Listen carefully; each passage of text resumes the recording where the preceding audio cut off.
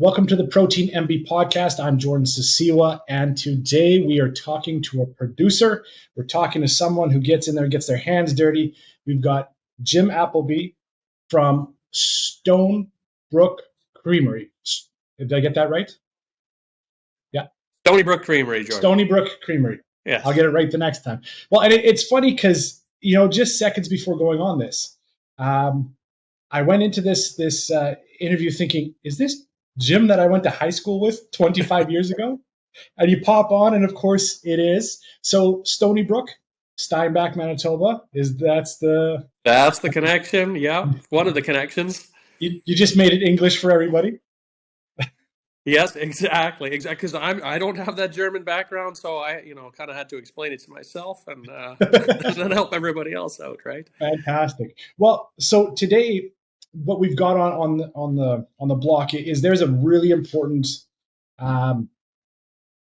seminar / full day of events coming up called Cultivate. Food and Beverage Manitoba is putting this event on, and our team reached out to you because we wanted somebody who is doing vertical integration. We're going to have a chat about that, and succeeding at taking their farm and adding to it, not only just for the sustainability, for what it does environmentally by producing on farm, but also another revenue stream. And we're going to talk about sustainability, meaning environmental and ensuring that your ability to maintain a family farm is there. So let's jump right into it and tell us about Stony Brook.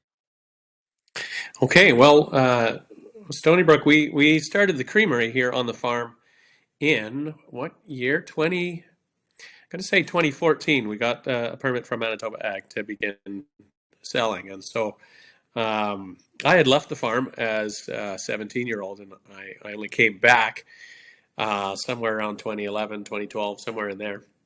And so the farm kept going with my family, keeping it going with various people helping along the way, and we had made this transition to organic farming, and the result of that was that we needed to move our own product because we're starting a niche market there, and the long and the short of that was the farm had been asked to do that, but the marketing and production side of it kind of fell through over a number of years that followed, and so I came back thinking, you know what, if the farm is going to work, and for my folks' health, they needed to not operate a sprayer anymore, and they liked what they were doing, so.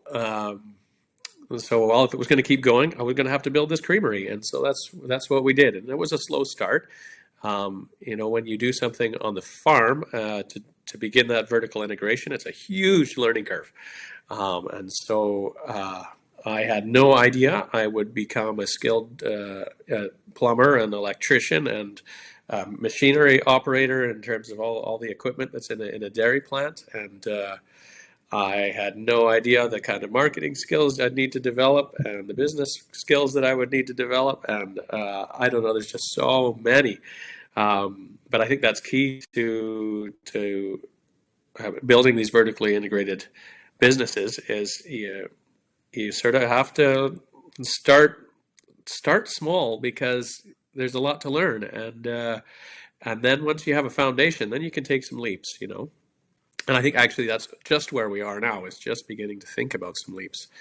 And it's been quite a few years. So, and we started with just bottling milk. I thought, well, what's the simplest thing I can do? What's the simplest thing I can do in terms of building and equipment, in terms of operating, in terms of a regulatory approval, in terms of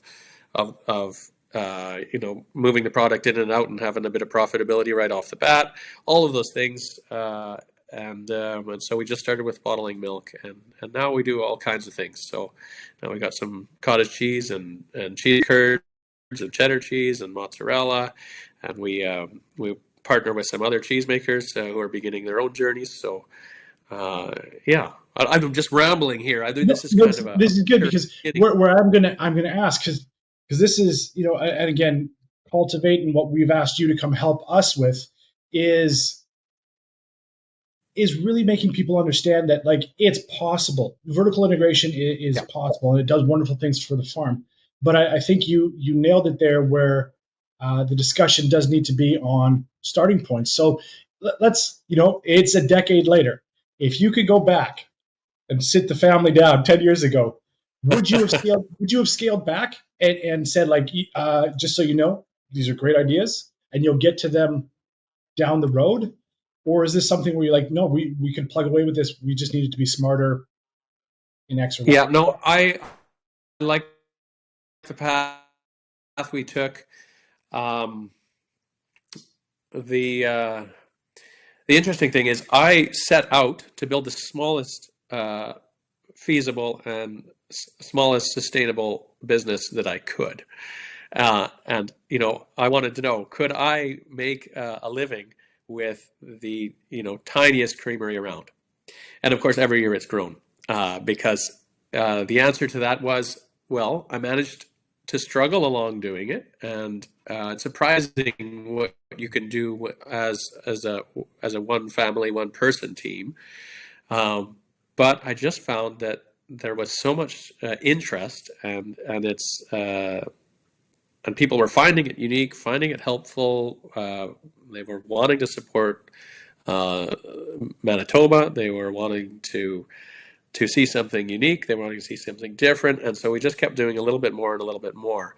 And I think, in retrospect, I maybe would have let go of that goal of keeping it as small as possible, and I would have said, okay, let's embrace this and do what people are asking for, and move it along a little more quickly.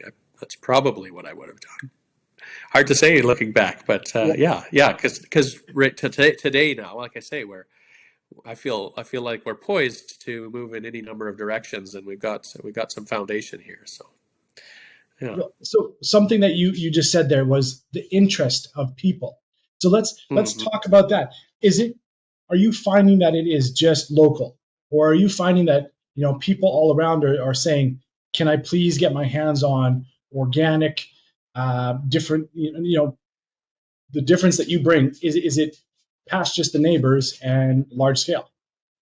Oh, it's all over the province, like undeniably. There's no question. And at this point, I am registered with Manitoba Agriculture, so I don't sell out of province, but I do regularly get calls from either institutions or individuals outside of the province who would be interested. So yeah, it's all over. It's fun to encounter the people all over the province. It is logistically a little challenging at times. To get product more than a couple or 3 hours drive away, and keep the profitability there in a refrigerated vehicle. That can be a challenge at the scale I'm at. But yeah, the interest is all over the province. Outstanding. Now I'm going to ask a bit of I don't want to say a dark question, but a bit of a dark question. When you started this, Yes. had it gone horrible those first 3 years, was this anything that could have sunk the family farm? Did you get so invested into it that it was ever anything like that at all? No, in fact, I made a concerted effort to do things in a way that I was never trapped. I did things so that I always had it out. Um, right now, this is the only on-farm creamery in the province, and when I started, there was no other on-farm creamery, and so to my thinking, there was a lot of risk, because it takes a little bit of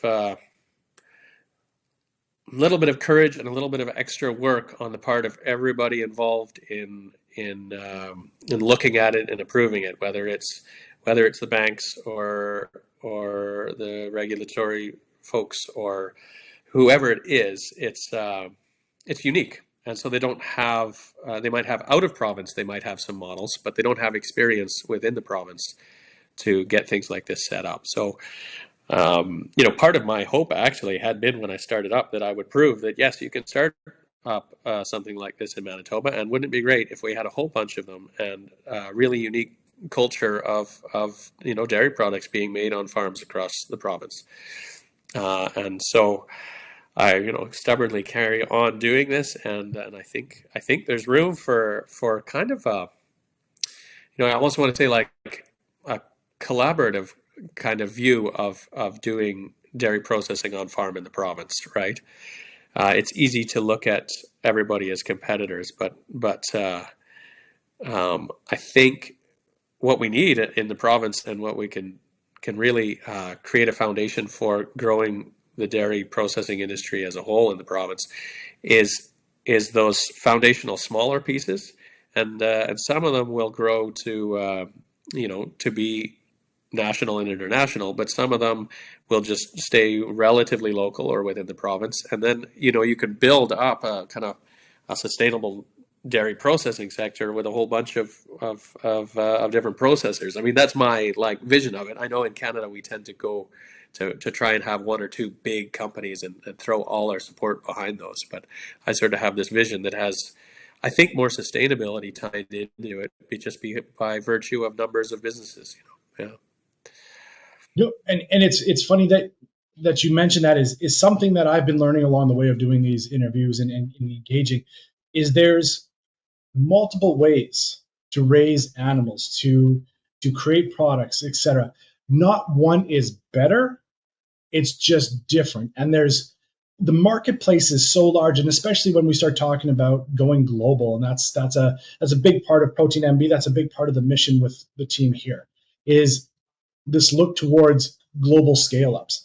And I think what you're hitting on, with a I'm saying it out loud, but like a co-op model Sure. of, like let's get multiple people producing a different product that's accessible, available, and as multiple people produce it, you get better, you streamline it. It's more Yep. cost effective to produce, therefore you can sell Yep. it at a better price. And I'm assuming that that's kind of the way that you're looking at this, is what can I start? And this is where it must be fun and also a nightmare for you, is what can I start? What can I grow? And then what can I bring to other people to say, can we work together to really amp this up? Yep. Yep. And quite frankly, on the dairy processing side in Manitoba, aside from the main big ones, we're really just in our infancy here. We had I don't know what decades they were, but many years ago we had a bunch of cream shippers and a bunch of butter makers, and you would have some unique products, and then those all through various movements of the economy at different levels, they disappeared, and I think we're here at a starting point to begin to build some again. And I love it because that's the financial sustainability of it.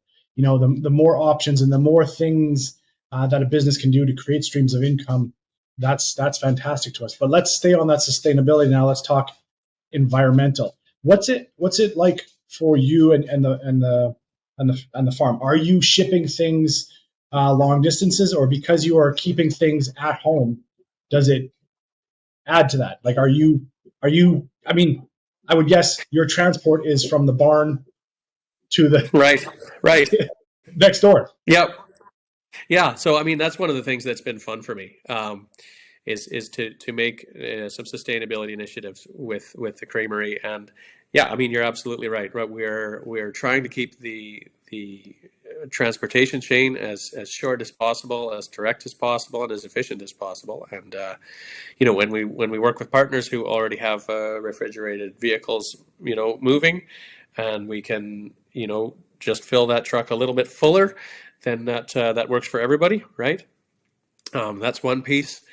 Yeah, the transportation and moving that product just with a tiny little pump and moving that across a pipeline across the yard from the milk house to the creamery.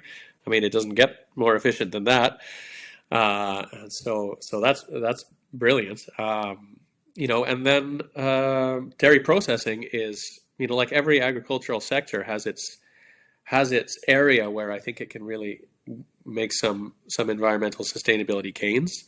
And in dairy processing, the energy efficiency of heating and cooling the milk, that's where there's lots of room, because it is because pasteurization is central to selling milk in Canada, then you're always heating and then cooling that milk, and so there's some efficiency gains to be had there, and then because it's also a lot of cleaning, dairy needs a lot of cleaning, right? And so, there about 2 years ago we put up some solar thermal panels to preheat the hot water, and that's been a really fun project for me to see how efficient those vacuum tubes are, and what they can do in terms of taking some propane out of the equation, taking a little bit of electricity out of the equation.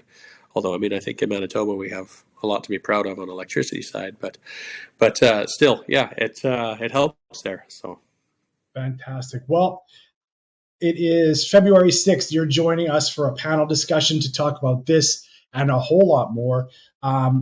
Congratulations. Well, a decade later, congratulations on being first into the pool on this.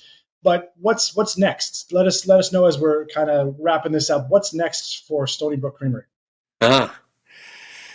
Oh, camemberts, I think. Camemberts is next. Oh, I love those. Oh, they're so good. Yeah, on a nice like a water cracker, Yeah, and maybe something sweet, a little bit of jam with them. Doesn't come better. And this is something that is it in the plans to start making something like that? It's in the process. Yeah, we have some trials on the run right now. It'll take a while to get there, but we have some trials moving, and then we'll get some regulatory approvals and then get some packaging done up and all of that. But yeah, I think that's next. Yeah. Perfect. Well, again, congrats and thank you for sharing your story with us. Like I say, our goal is to inspire more on the farm, vertical integration, getting creative with these things, and just like you and your family, being brave or crazy enough, whichever one it is, to start these things. Yeah, to start this and have at it. So thanks for your time. We'll see you February 6th. Thank you, Jordan.